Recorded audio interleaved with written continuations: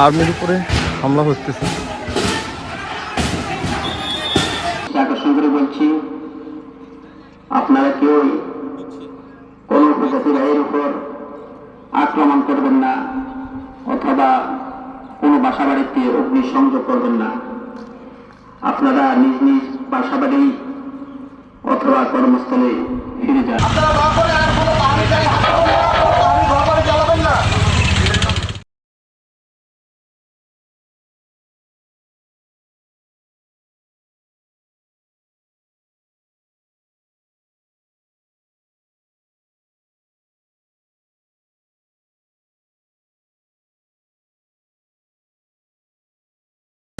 গণতান্ত্রিক ইউপিডিএফরা সরাসরি আমাদের উপর গুলি করেছে। আমাদের সবাই কয়েকজন দেখেছে সেটা।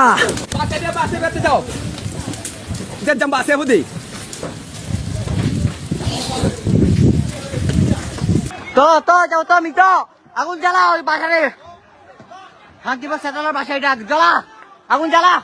মিটো মিটো মিটো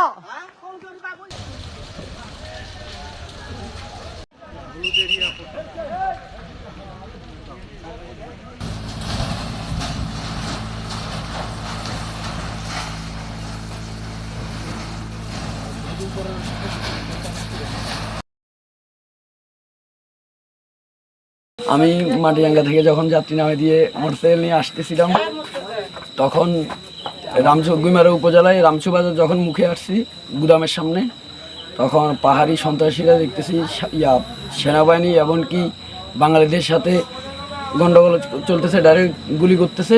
তখন আচমকা আমার হাতে এসে গুলি লাগে। তখন এখান থেকে আমাকে বাংলাদেশ সেনাবাহিনী উদ্ধার করে